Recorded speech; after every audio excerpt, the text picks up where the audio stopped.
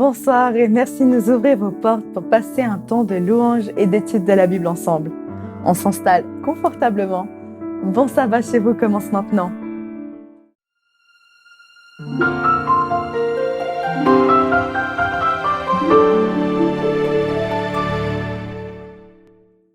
Nous arrivons au bout d'une autre semaine. Une de plus sur terre, mais une de moins à attendre le retour de Jésus qui nous libérera de ce monde pour un autre bien meilleur. Ce soir, nous allons essayer de vivre un petit morceau de ce qui nous attend au ciel, là où nous serons alors en contact direct avec Dieu. Nous pourrons lui parler sans filtre et accompagnés des anges, nous chanterons. C'est ce que je vous invite à faire dès maintenant.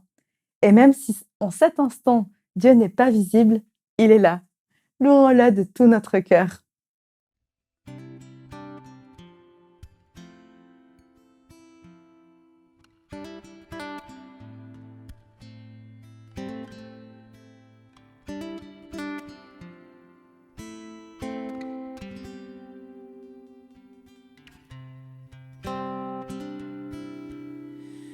Comment expliquer et comment décrire un amour si grand, si puissant que rien ne peut le contenir. Tu sais mes espoirs, Seigneur, tu sais mes craintes. Mes mots sont bien trop petits pour dire tout l'amour que j'ai pour toi. Alors entends mon cœur, mon esprit qui te loue. Entends le chant d'amour d'un enfant racheté.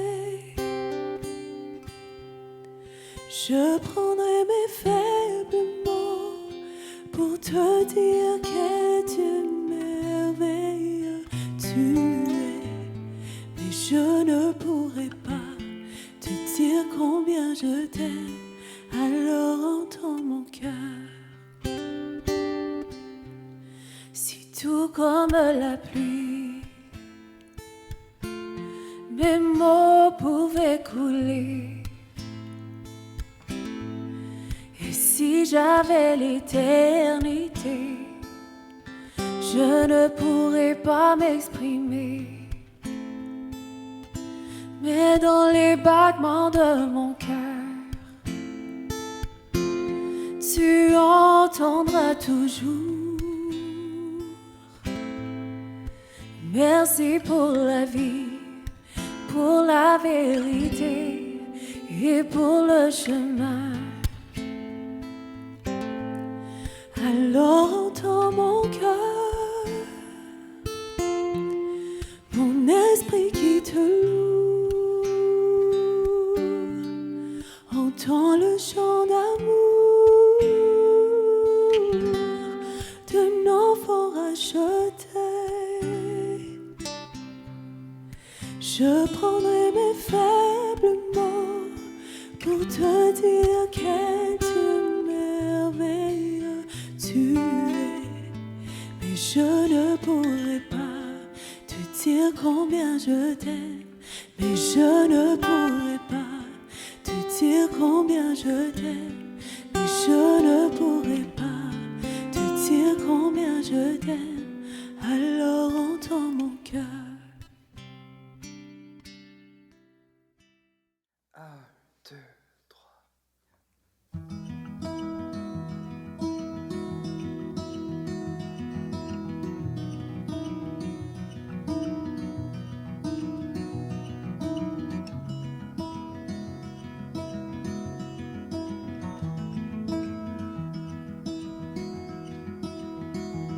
Si la lune me glace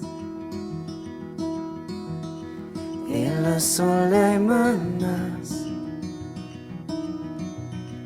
Créateur des étoiles, mon secours est en toi. si mes larmes ruissellent et que mon pas chancelle, Créateur de la terre, mon secours est en toi.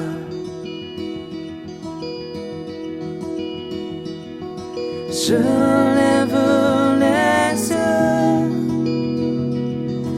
vers les hauts sommets.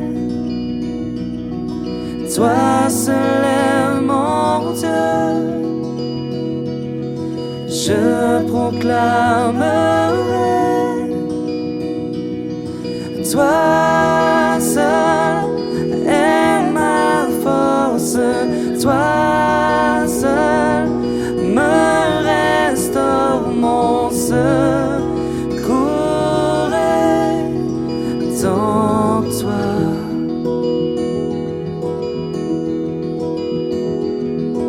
Toujours tu me portes, jamais tu ne dors, mon secours est en toi.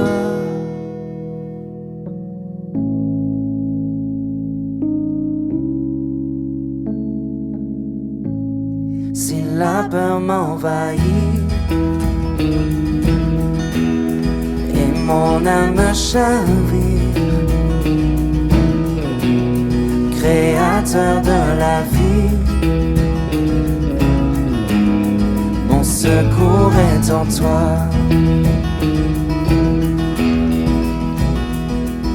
Je lève les yeux vers les hauts sommets.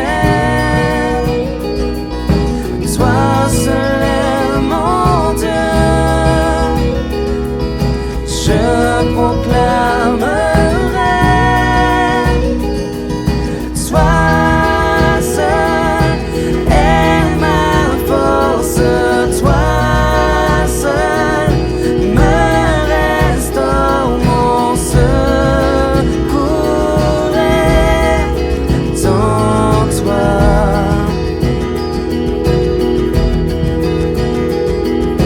Toujours tu me portes, jamais tu ne dors, mon secours est en toi.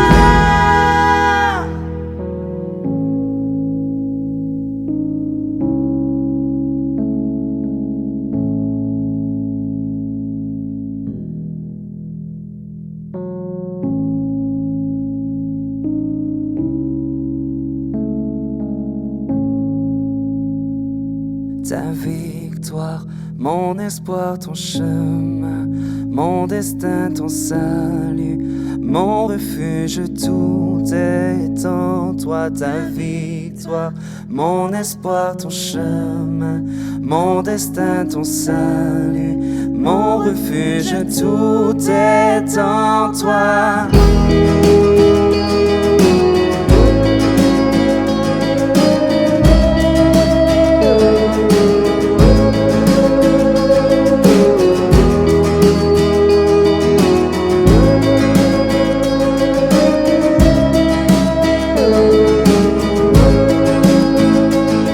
Ta victoire, mon espoir, ton chemin, mon destin, ton salut, mon refuge, tout est en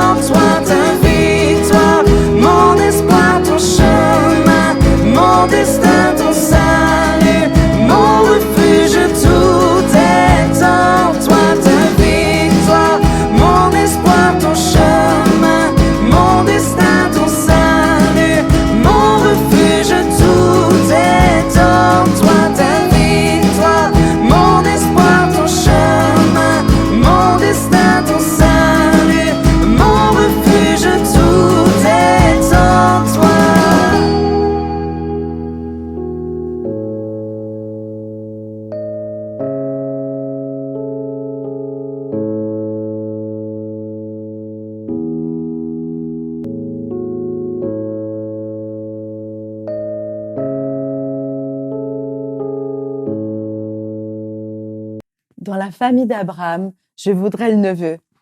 L'étude biblique d'aujourd'hui nous projette des millions d'années en arrière, à l'époque d'Abraham et son neveu Lot. Lot a partagé avec Abraham l'aventure de la foi, jusqu'au moment où il s'est séparé de son oncle pour se laisser influencer par ses voisins, les habitants de Sodome. Influence qui a eu des conséquences pour sa famille entière.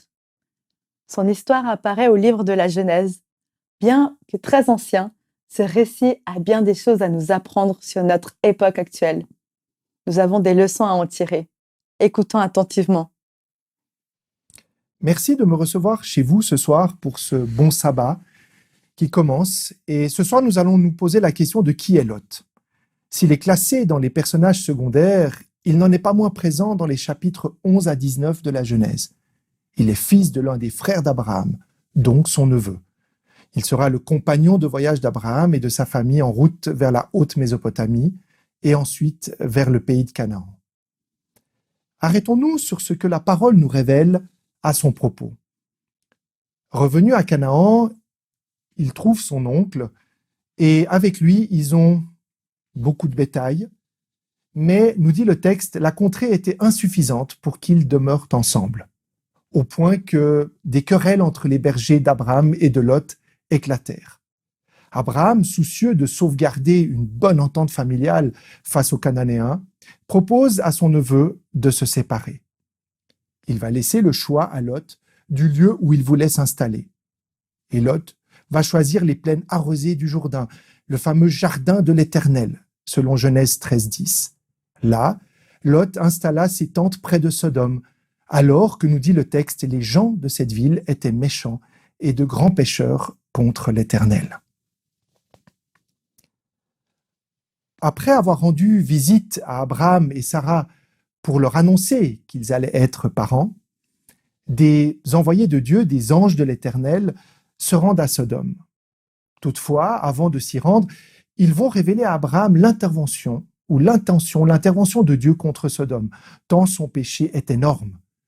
C'est alors qu'Abraham, nous dit le texte, intercéda en faveur de Sodome, afin de ne pas faire périr les justes avec les méchants, et il va obtenir de Dieu que si seulement 10 justes se trouvaient à Sodome, ou encore 10 justes se trouvent à Sodome, Dieu ne détruirait pas la ville, ce qui permettrait certainement à une famille comme celle de Lot d'être épargnée. La suite du texte nous rapporte qu'un soir où il se tenait à la porte de la ville, Lot accueille 2 des 3 hommes, ces anges, qui, dans le texte qui nous sont mentionnés, qui avaient parlé à Abraham et Sarah. Et il les invite à venir chez lui, dans sa maison, pour y passer la nuit, se reposer avant de poursuivre leur route le lendemain. Il les presse de ne pas rester dormir dans la rue. Il connaît le danger de cette ville. Après le festin que Lot leur avait préparé, et avant d'aller se coucher, les gens de Sodome, depuis les enfants jusqu'aux vieillards, nous dit le texte, viennent sommer Lot de livrer ses hôtes à leur débauche. Lot, voulant épargner les 2 anges, résiste alors à la menace et il va jusqu'à proposer aux forcenés ses 2 filles vierges.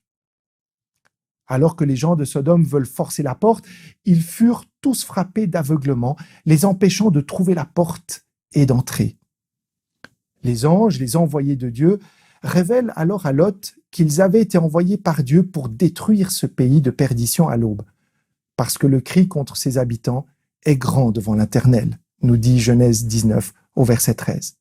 Il fallait donc que le seul homme considéré comme juste de Sodome, nous y reviendrons, quitte la ville sur l'heure avec sa femme, ses filles et ses gendres, afin de sauver ce qui lui appartient. Il quittera toutefois la ville sans ses gendres, ces derniers ayant cru à une plaisanterie. Que savons-nous de la fuite de Lot et de la destruction de Sodome ? À l'aube du fameux matin, le texte nous dit que les anges durent insister auprès de Lot pour qu'il se lève et parte de peur qu'il ne périsse dans la ruine de la ville. Et ajoute le texte, comme il tardait, les hommes le saisirent par la main, lui, sa femme et ses 2 filles, car l'Éternel voulait l'épargner, ils l'emmenèrent et le laissèrent hors de la ville. Une fois sortis, les hommes de Dieu avertissent Lot.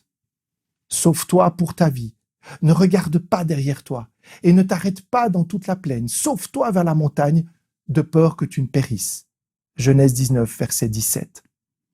Lot, sa femme et ses 2 filles arrivent ainsi dans la ville de Tsoar, dont il avait obtenu la grâce afin d'y trouver refuge. Et là, le feu du ciel s'abat sur Sodome, Gomorrhe et toute la plaine. C'est alors que la femme de Lot se retourne vers ce qu'elle avait quitté, enfreignant ainsi la consigne donnée aux fugitifs par les anges, et elle se trouve figée en statue ou en colonne de sel. Un dernier épisode moins flatteur de la vie de Lot nous est conté à la fin du chapitre 19 de la Genèse, au sujet de la postérité de Lot. Effrayé par l'ampleur de la catastrophe à laquelle il venait d'échapper, celui-ci n'osa demeurer à Tsoar. Il se retira dans la montagne, où il vécut dans une grotte en compagnie de ses 2 filles. Et voici que ces dernières, persuadées que tous les épouseurs avaient péri à Sodome, cherchèrent à l'unique moyen d'avoir une descendance.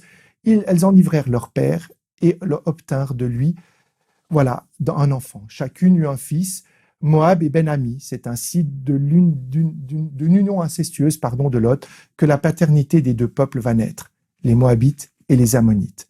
2 peuples idolâtres qui ont méprisé les commandements de Dieu et qui finiront par disparaître. Évidemment, tous 2 ennemis d'Israël et qui se sont élevés avec arrogance et orgueil contre l'Éternel et menaçant notamment le peuple d'Israël. Quels sont les éléments forts que nous pouvons tirer de ce texte ? Tout d'abord, Lot et Abraham, ces 2 vies étroitement liées l'une à l'autre, mais à la destinée et aux destinées bien différentes. À l'un est promis une multitude, le peuple de Dieu, à l'autre une descendance qui s'éloignera de Dieu. Ensuite, lors de leur séparation et choisissant la belle part, le jardin de l'Éternel, Lot fera un choix difficile, celui de s'installer à Sodome, malgré la mauvaise réputation que la ville a déjà et qui ne va pas s'améliorer. Lié aussi par l'action d'Abraham qui va intercéder en faveur de Sodome, mais surtout probablement en faveur de Lot et de sa famille, si Lot est épargné, c'est en raison de sa propre justice. Nous reviendrons sur ce texte, mais aussi en raison des mérites du grand patriarche Abraham, son parent. Et c'est à la faveur de cela que Dieu a pour Abraham qu'il va épargner Lot. C'est aussi à l'action des anges, donc de Dieu lui-même, que Lot, sa femme et ses 2 filles sont épargnés, les emmenant presque de force en dehors de la ville. La destruction de Sodome et Gomorrhe comme préfiguration de ce qui arrivera à la fin des temps. Et là, nous prenons le texte de Luc au chapitre 17 et le verset 28. Et nous lisons. Ce qui arriva du temps de Lot arrivera pareillement. Les gens mangeaient, buvaient, achetaient, vendaient, plantaient, bâtissaient. Mais le jour où Lot sortit de Sodome, une pluie de feu et de soufre tomba du ciel, il les fit tous périr. Et il en sera de même le jour où le Fils de l'homme paraîtra. Jésus évoque aussi l'attitude de la femme de Lot, qui a voulu revenir en arrière et qui fut transformée en statue ou en colonne de sel, malgré les avertissements. Et là, on est toujours dans le chapitre 17 de l'évangile de Luc, et on lit à partir du verset 31. En ce jour-là, que celui qui sera sur le toit et qui aura ses effets dans la maison ne descende pas pour les prendre, et que celui qui sera dans les champs ne se retourne pas non plus en arrière. Souvenez-vous de la femme de Lot. Celui qui cherchera à sauver sa vie la perdra, et celui qui la perdra la retrouvera.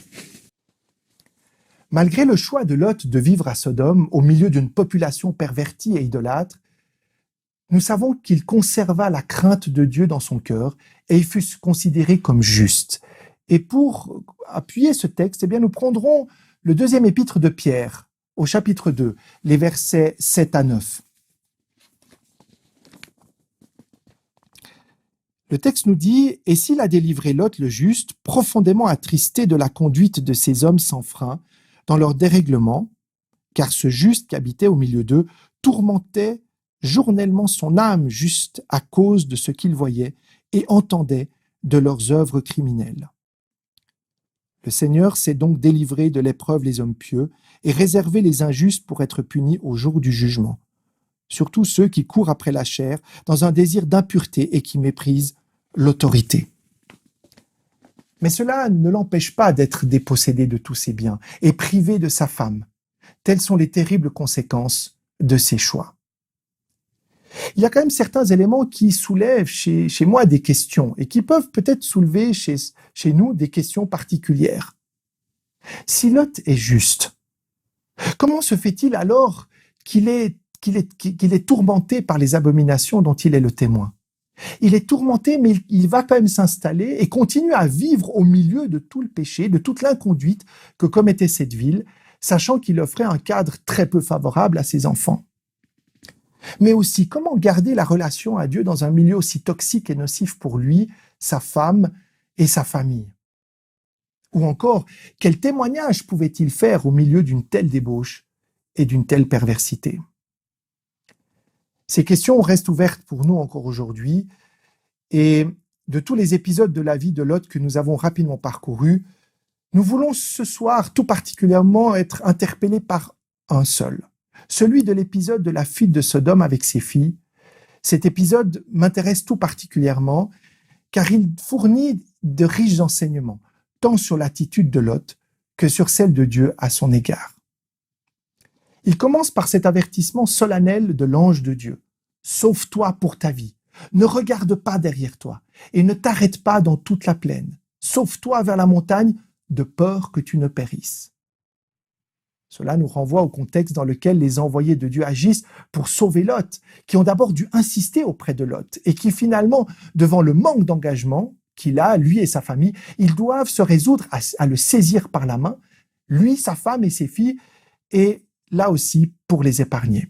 Et c'est intéressant de savoir ce qu'écrit Ellen White à ce sujet. Lot hésite, bien que navré chaque jour des actes de violence dont il est témoin.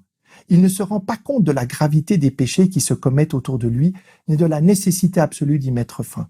D'autre part, quelques-uns de ses enfants ont décidé de rester à Sodome et sa femme refuse également de partir. La pensée de quitter ce qui est le plus cher sur la terre lui paraît insupportable. Il lui semble dur d'abandonner une demeure luxueuse et tous les biens accumulés durant une vie entière pour s'en aller, dénué de tout, et mener une vie de pèlerin. C'est tiré de Patriarches et Prophètes. À l'injonction de Dieu, Lot répond à Dieu qu'il ne peut pas, et il le demande son aide. Il ne peut pas aller à cette montagne, il ne peut pas aller si loin. Et il demande la grâce de Dieu pour aller dans une ville entre Sodome et la montagne. Et ça sera Tsoar. Et Dieu lui accorde cette grâce et ajoute qu'il ne détruira pas la ville dont il parle jusqu'à ce qu'il l'ait quittée. Mais il demande à Lot de se dépêcher d'y aller. Dieu attend en effet que Lot arrive à Tsoar pour faire pleuvoir du soufre et du feu sur Sodome et sur toute la région. Et c'est depuis Tsoar que, selon le texte, la femme de Lot regarde en arrière et fut transformée en statue de sel. Quels sont les enseignements que nous pouvons tirer de cet épisode et de ce texte? Tout d'abord, Dieu avertit Lot de ce qui va se passer. Ensuite, Dieu veut sauver et épargner et protéger Lot et sa famille. Ensuite, Dieu lui demande de partir sans regarder en arrière et d'aller jusqu'à la montagne, c'est-à-dire dans un lieu préparé par Dieu, à l'abri de la destruction, un lieu protégé en sécurité pour les épargner de la destruction. Si Dieu demande cela, c'est qu'il sait que Lot et sa famille sont capables d'y aller, sinon il n'aurait pas demandé cela. Dieu n'envoie pas Lot en mission suicide. Dieu, par l'intermédiaire de ses envoyés, doit insister pour que Lot et sa famille quittent impérativement ce lieu, au plus vite, et même doit intervenir physiquement pour les sauver. Mais les envoyés de Dieu ne mènent Lot qu'en dehors de la ville. Pourquoi ne pas les avoir amenés plus loin? Je crois que Dieu veut laisser sa part à Lot, son libre arbitre pour le laisser faire un choix et un engagement personnel. Alors qu'il ne lui a finalement pas laissé le choix de sortir de Sodome, il veut maintenant le laisser prendre le relais personnel et la suite de prendre des décisions qui lui appartiennent.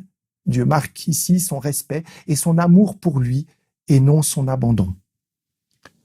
Devant le choix que doit prendre Lot, il voit qu'il n'y arrivera pas seul et qu'il a besoin de l'aide de Dieu. Cela marque à la fois sa faiblesse, mais aussi la profondeur de son caractère, ancré dans la confiance qu'il a en Dieu.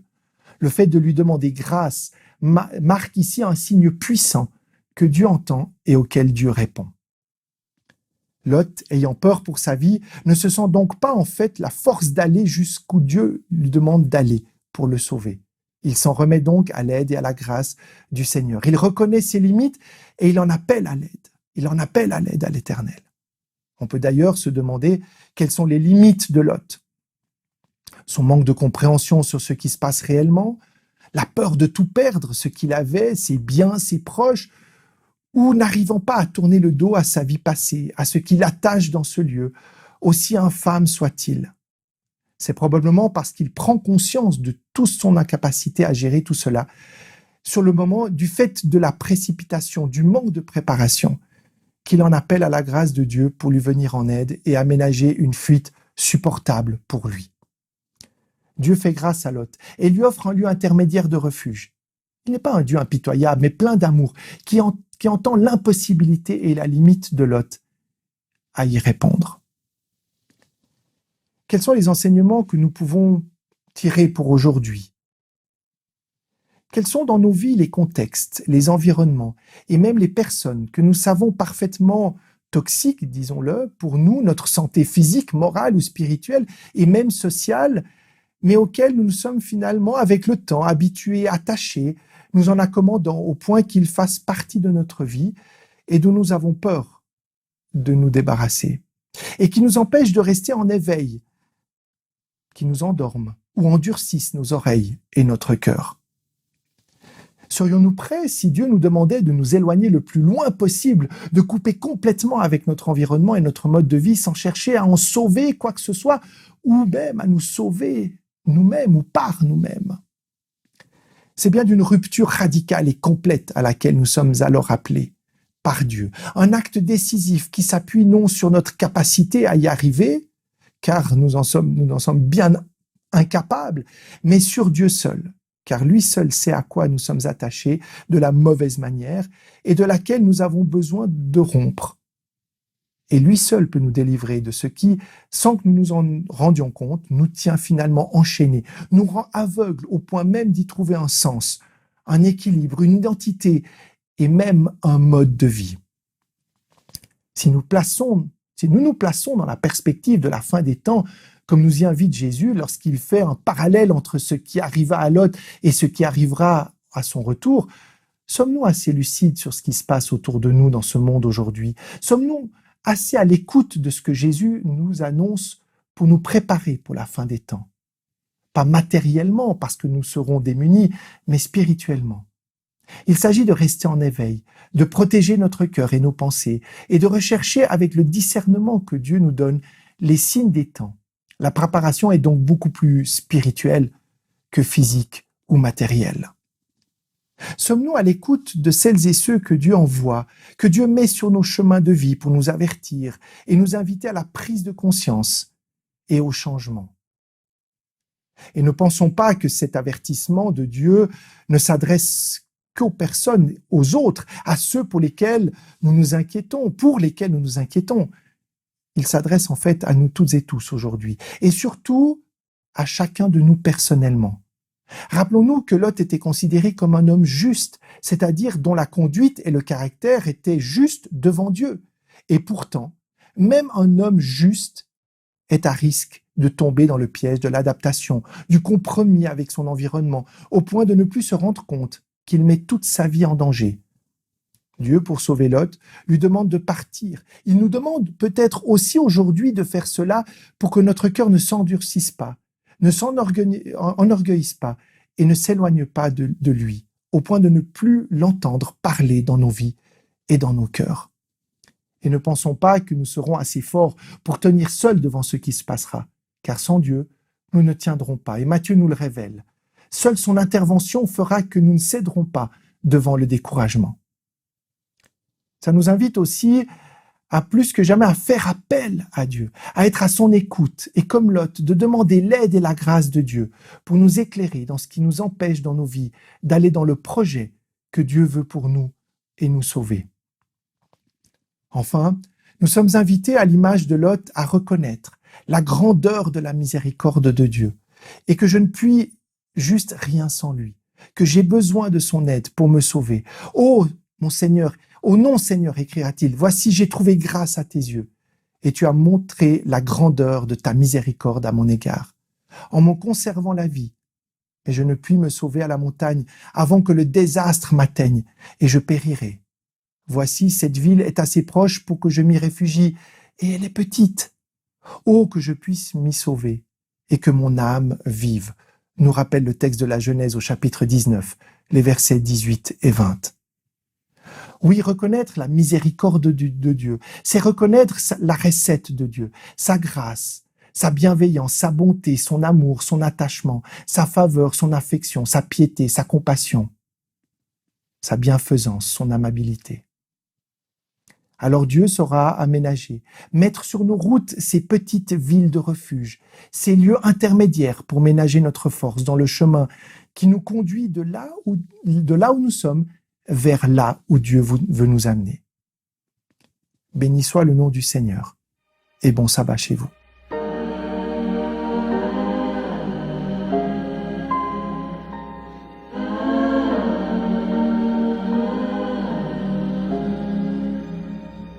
Oh, your name is my first defense, and oh, your name is my last amen.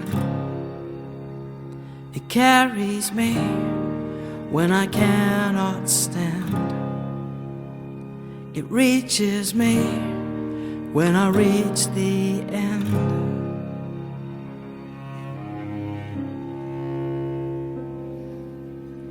Jesus, your name, when the whole world shakes. Jesus, your name, I will ever praise. My battle cry, every night and day, I'll sing your name over everything. I'll sing your name over everything. Oh, your name is my greatest strength. It fights for me and it won't relent. I cast my cares, every burden fall. For there's one name that can bear them all. Jesus, your name, when the whole world shakes. Jesus, your name, I will ever praise. My battle cry, every night and day, I'll sing your name over everything. I'll sing your name over everything. Oh, I'll sing.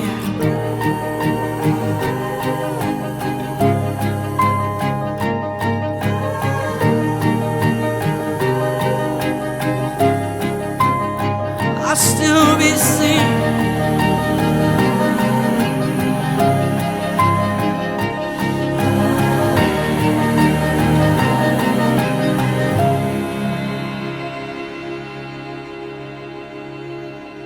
In every storm, you're the Prince of Peace, the Lord of all, you are heaven's King. I'll sing your name till my last breath here. Then I'll sing again with my first breath there. Oh, Jesus, your name, when the whole world shakes. Jesus, your name, I will ever praise. My battle cry, every night and day, I'll sing your name over everything. My God, I'll sing your name over everything. I'll sing your name over everything. Jesus, I'll sing your name over everything. Une seule mauvaise décision peut tout faire basculer. Même si avec Dieu, un nouveau départ est toujours possible, que l'exemple de Lot nous fasse réfléchir à 2 fois sur des choix aussi simples que le lieu de notre habitation. Qu'en ce jour de sabbat, Dieu nous accorde sa sagesse. Partagez sans tarder ce message avec celui ou celle autour de vous qui pourrait avoir besoin d'entendre ces mots. Sachez d'ailleurs qu'il existe beaucoup d'autres émissions produites par Espoir Média qui ont ce même objet d'apporter le bien-être et réconfort à tous. Alors, abonnez-vous à cette chaîne YouTube pour être avertis de la publication de nos prochaines vidéos. Mais nous, on se retrouve vendredi prochain à 19h. D'ici là, bon sabbat chez vous.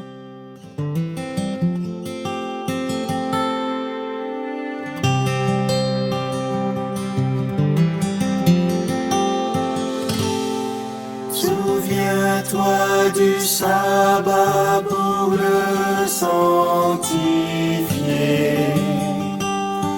car en ce jour, Dieu nous invite à venir le rencontrer dans son amour pour mieux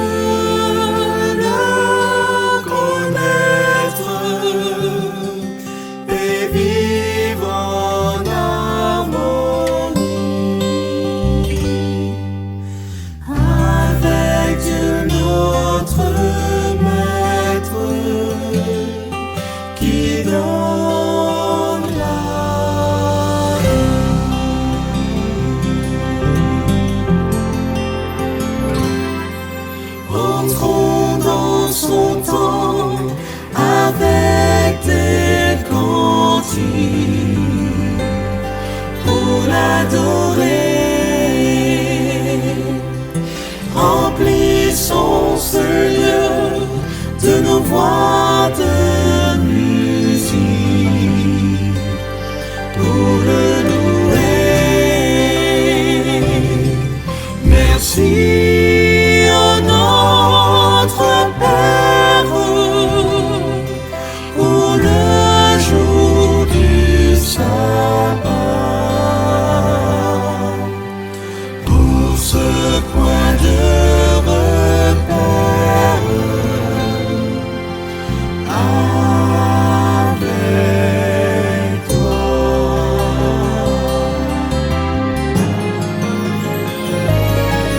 Souviens-toi du sabbat.